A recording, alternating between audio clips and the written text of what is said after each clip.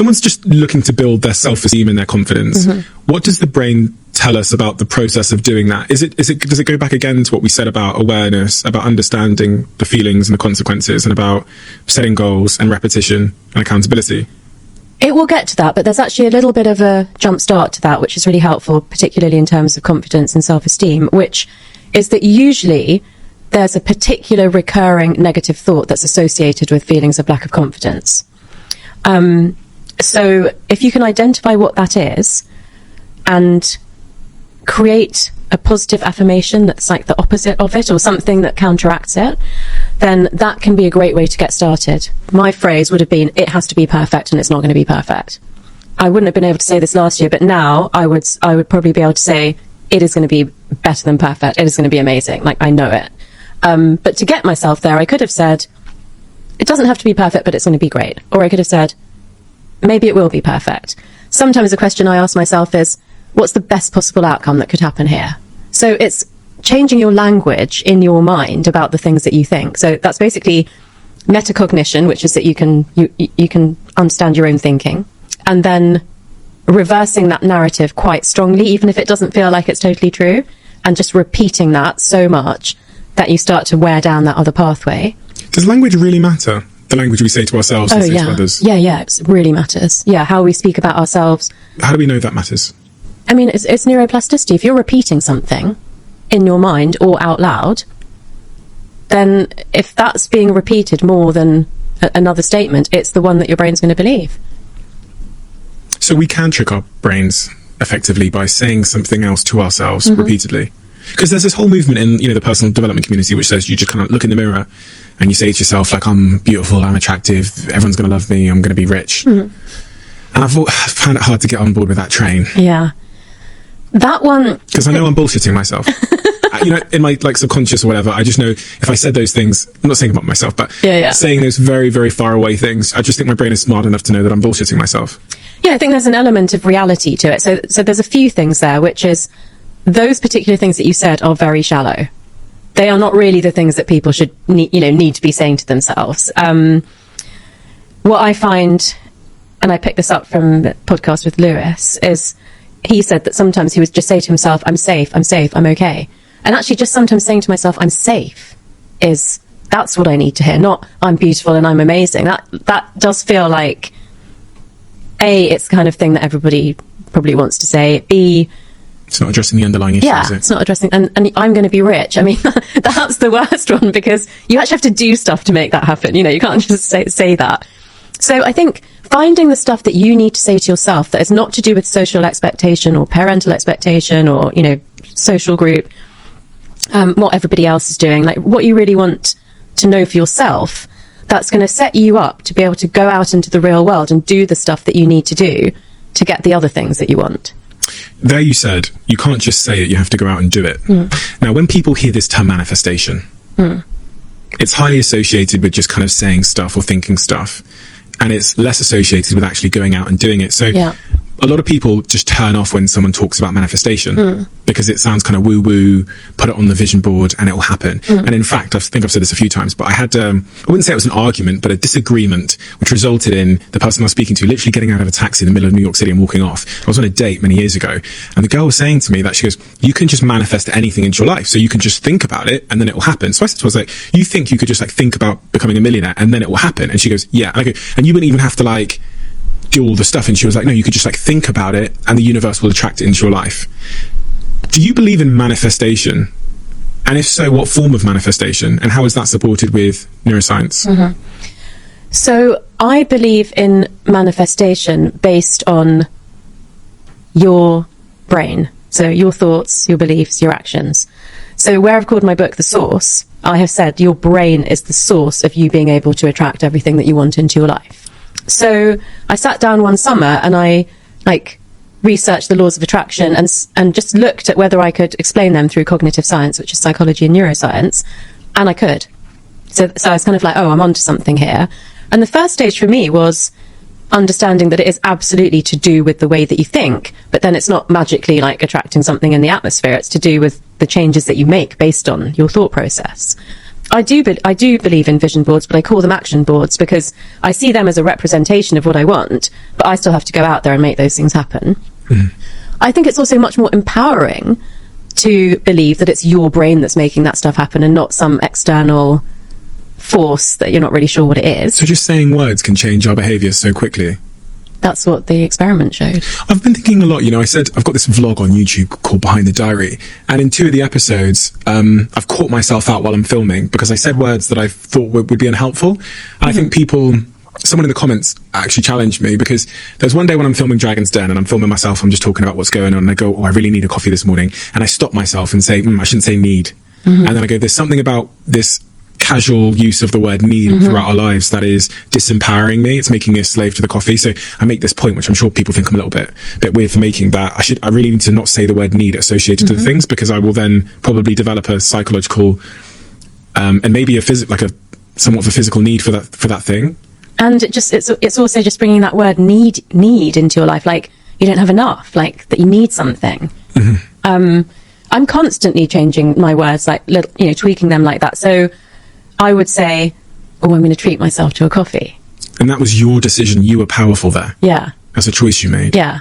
There's an overarching point here about personal responsibility as well. When people talk about, I can't exercise, I don't have any time, it feels like a really disempowering frame versus I've got other priorities, which feels empowering. And I think about this all the time, because if you ask someone why they don't exercise, they'll typically blame it on some force. The frame makes it seem like there's a force that's controlling their life for them that has not given them the time or that they could not.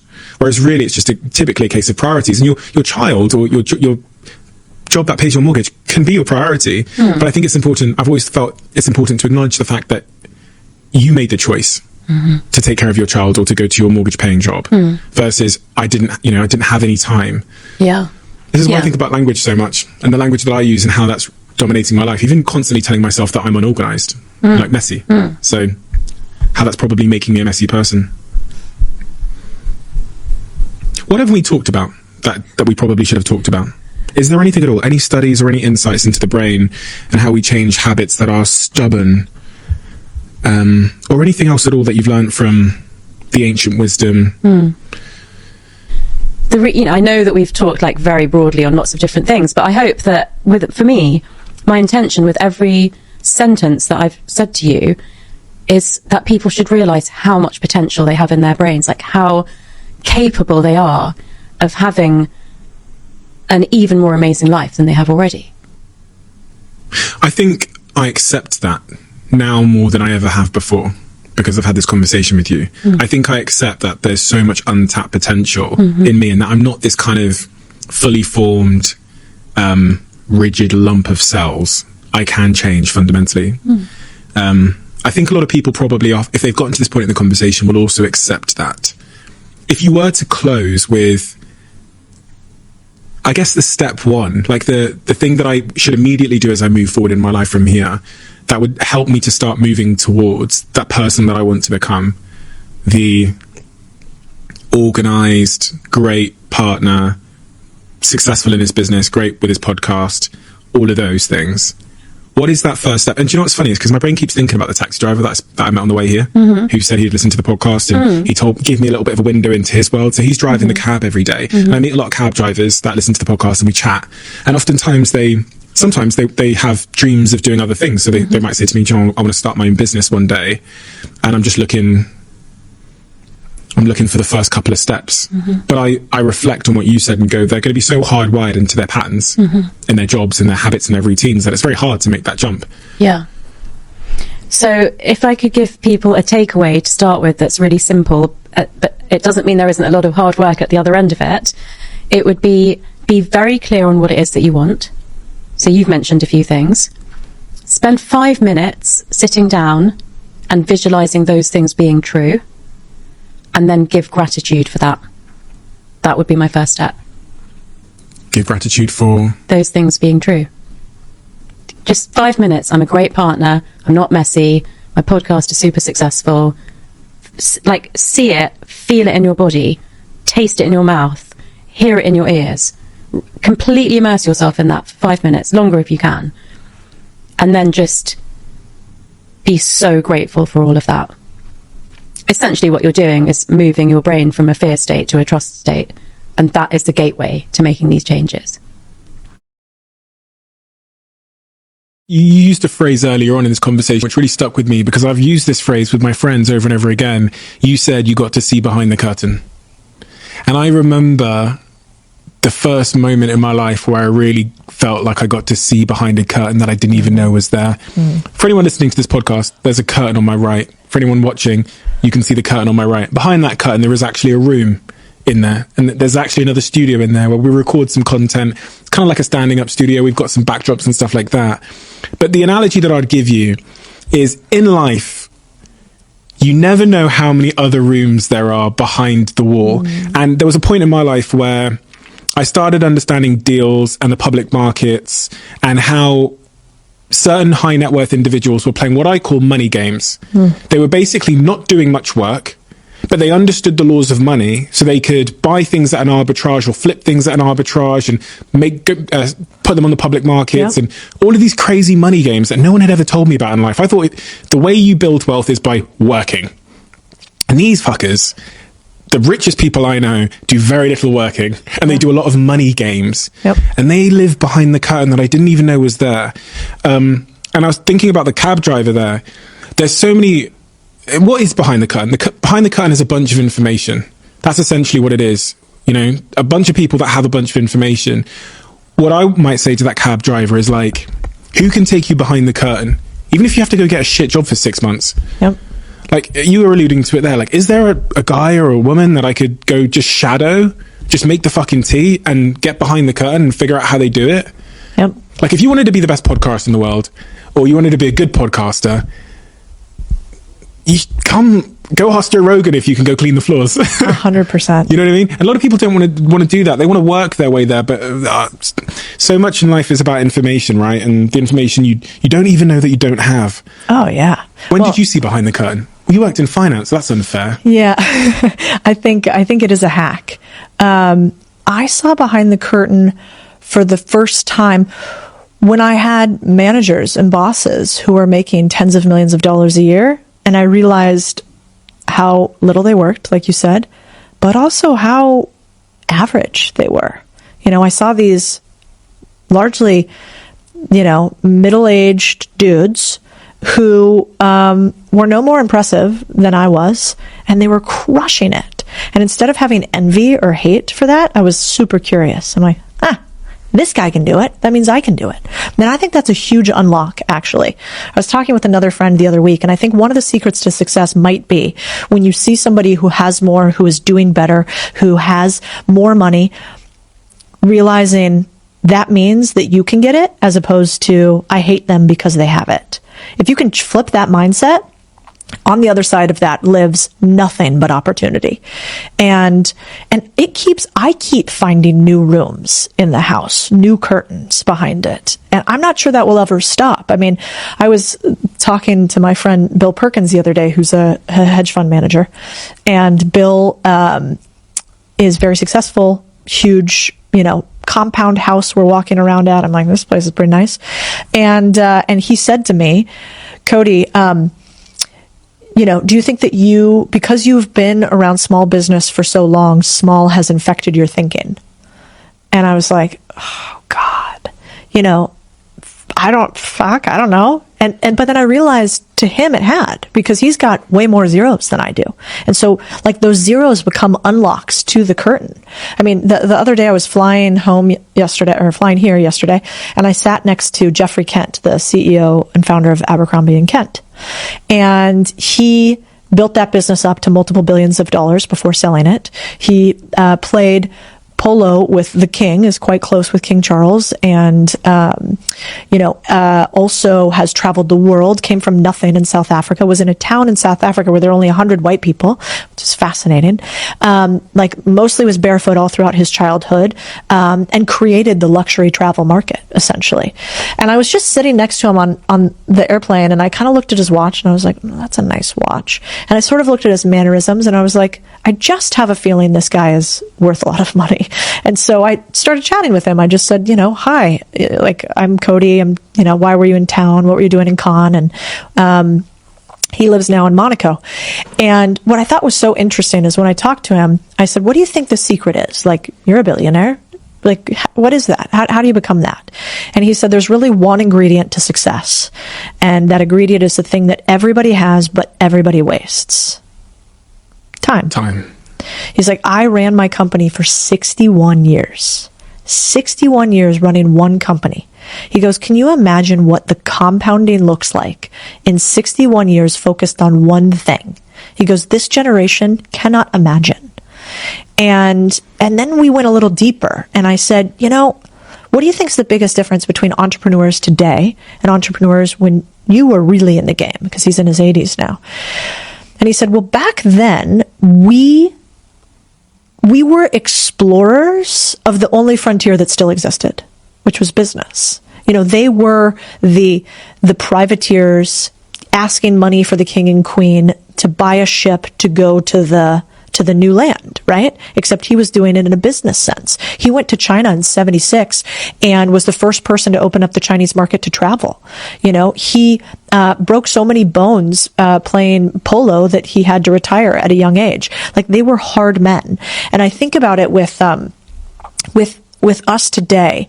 I think that we've become a generation of vitamin D deficient, all birds wearing, computer programming, alternative milk drinking softies in many ways. And some of my most successful friends who are worth so much monetarily, their health is not very strong. They don't adventure and they don't have true difficulty. And I think that's the difference between his generation and ours, and between true success and not, is this idea that I'm sort of playing with like a third degree human, somebody who has a strong mind, a strong bank account, a strong body, those three things all together. And where we don't just take other people's risk, meaning take other people's money to run our business, but we take the risk ourselves. And I think his generation really did many things wrong. I don't want to glorify it, but I think they did that right. And how much more interesting is it to do these big, huge things? And maybe if you do that, you break the frame entirely. Every time I meet with a billionaire, my mind just it expands a little bit more. And I think it's the same way, like the first time you met, like my parents weren't millionaires when I was growing up. So the first time I met a millionaire, I thought, whoa. Like, what is this magic land? This person has so much money, they don't know what to do with it.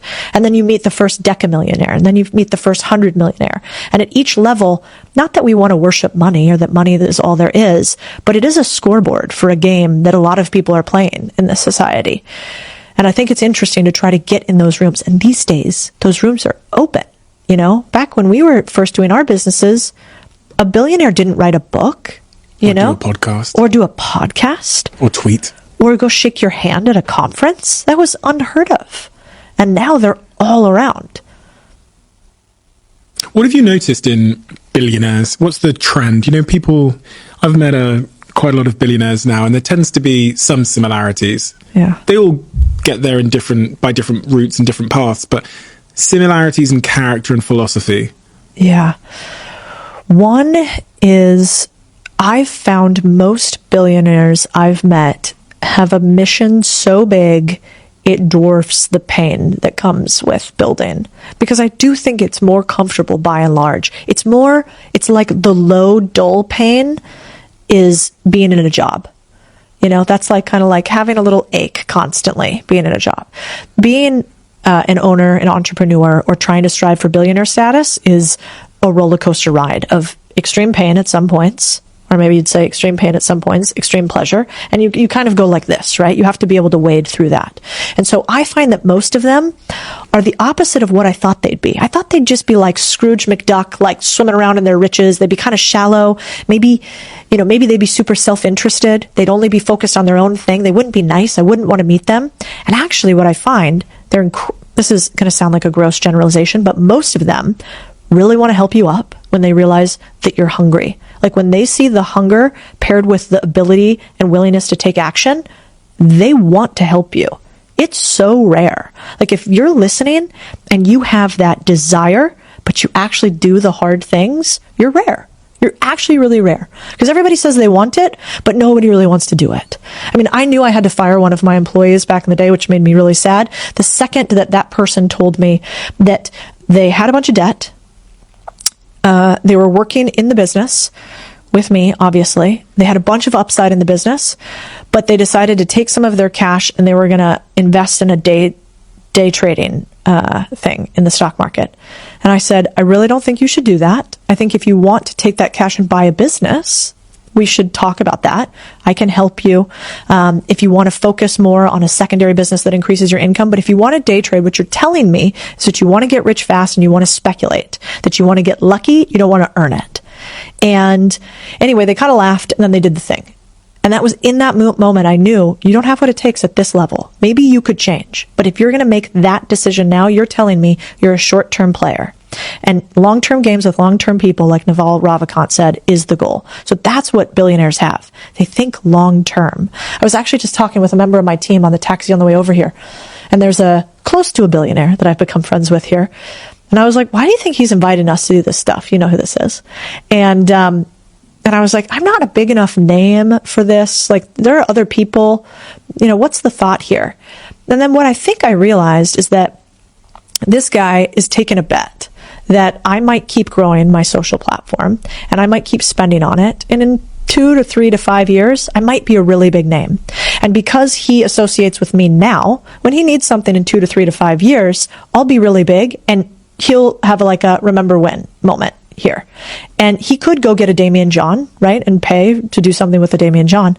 But then he doesn't have the remember when moment because Damian's already at the top, right? And so that billionaire, almost billionaire, is thinking 3 to 5 years out with a potential call option, aka a maybe possibility. How often do we do that? I don't even do that enough.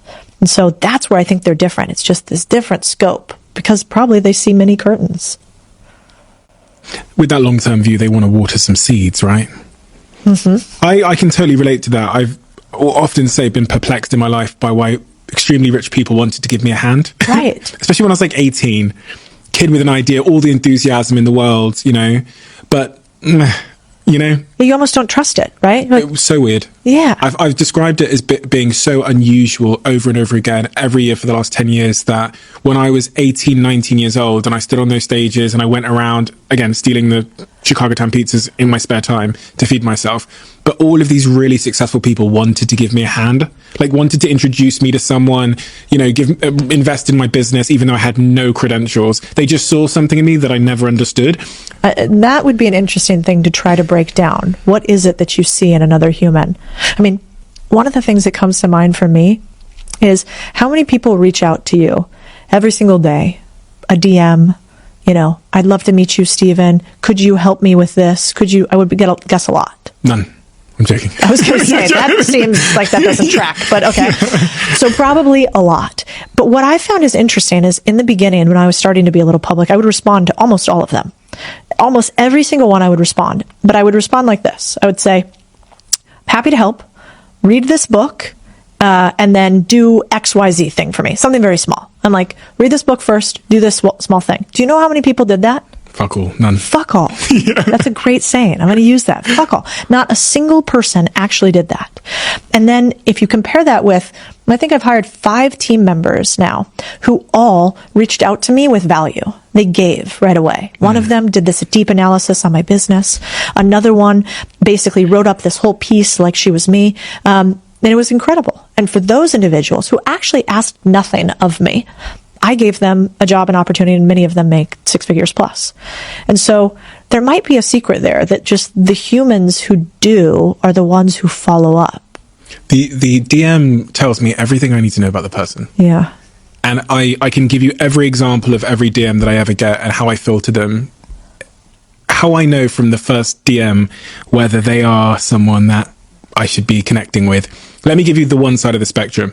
The one side of the spectrum which I often get is any jobs going? In that, you've told me everything I need to know. Yeah. Because not only could you have checked if we had jobs available on our many websites where we list our vacancies, you didn't even have enough effort to go check out the job site. Yep. Didn't say hello, poorly structured message. You think that we hire over DM on the basis of no pitch at all? That's the extreme example, but it happens. You wouldn't believe. I will get any jobs going once a day without fail on one of my inboxes. And sometimes, and I've never said this before, on the very rare occasion, I'm saying once a year, I'll click on the person's profile and I'll care about them so much that I'll send them a voice note. So, because I click on their profile. I remember this one kid, and he kind of looked like me. Oh yeah. And he was a young kid, and I remember thinking, I really, I could just ignore it. It's the easy thing to do. The hard thing to do was try and give him some feedback on, like, please don't do that to more people. Please don't send them any jobs going, ? So I remember sending one particular kid like a voice note saying, right, listen, buddy, I'm on your side here. Here's some advice. And then on the extreme end, the good end. What happened with that? What happened? And the response was he was thankful. Oh, that's good. But when he responded, I realized why he was the type of person that would send any jobs going. Yeah. Maybe a bit of a maturity issue there. Sure. And then on the other end, you have the perfect reach out, where someone realizes that they can't give you what they're asking to take from you. Yeah. So someone wants maybe an hour of your time. They know they can't give you anything worth an hour. They can't give me 50K. They can't, nothing they can give me worth that hour of my time. But they do three things maybe. The first is they realize that. And so they realize that they should offer something of value. Even I'm never going to take it. But the gesture itself, it's like someone pulling out their card to pay. The gesture itself matters. It does. The third thing is they realize the world that I live in and that I have no time, and they acknowledge that. So they might say, listen, you get thousands of messages like this. I know how busy you are. So just by them saying that, I go, okay, you understand. Yeah. Could I just sit? So I see it as an equation. Ask for as little as possible and give whatever you can. Could I just sit in the room one day when you work? Means a lot to me. The third point there is research the person, because that's a huge show of care. Yeah. I know you're a big Manchester United fan. I know your dog's called Pablo. In exchange, I've made this jacket for Pablo. I've sewn it myself. If someone said that to me, people are going to do this now. So please, Pablo does not need a jacket. We're coming into summer. He likes being naked. But just showing you made an effort. Oh my God, it's the keys to my heart. Yeah, it's true. And then ego's a great thing as well. Everyone has an ego. So just acknowledging you've done your research on someone is another huge way. Yeah. And I think the sneak too, if you're listening, is like, skip the famous people. They get enough. Yeah. Like, forget it. Email them. Like, just skip them all. Even like sort of famous people. Like, skip all that and go to the people with money. Because often they're quiet. People can't find them. They don't get a lot of reach out. And so if I was young and hungry, I would skip the flash, skip the Bentleys, skip the Rolexes, skip the fame, and I would go straight to, like, who's the richest sprinkler owner you know? Like, who's the guy on your block that has the biggest house that does something that sounds so boring to you? Because you also learn the most from, like, the level, like, closest to you. And if you can kind of like level up a little bit, if you go from you right now to billionaire, and billionaire goes, the thing is, you got to work hard, kid. You're like, fuck, I don't know what that means, But if you go to the next person and you're like, no, the thing is, you have to send this exact email, which is what I sent to this person. They're so much closer to your climb. They remember the steps. And they want someone to mentor. They do. Yeah. They'd be most flattered by, that I have 300 sprinklers around London. Like, they would be blown away by someone taking such amount of effort and care to research them. Exactly. Yeah. And, and they probably had to do really interesting things to create their wealth that weren't single events. If you reach out to somebody who is, now I know about the show, on Love Island, like, what are they going to teach you? Like, yeah, kid, be charismatic, kind of hot, and get on a TV show. Here's right? the application form. Yeah, exactly. Yeah. Like, that's not okay. And then have a bunch of money and get famous. But if you reach out to somebody who built a toilet business here, like, there's probably a lot they had to do continuously over time that you could learn from. But it's not that sexy, so people don't do it.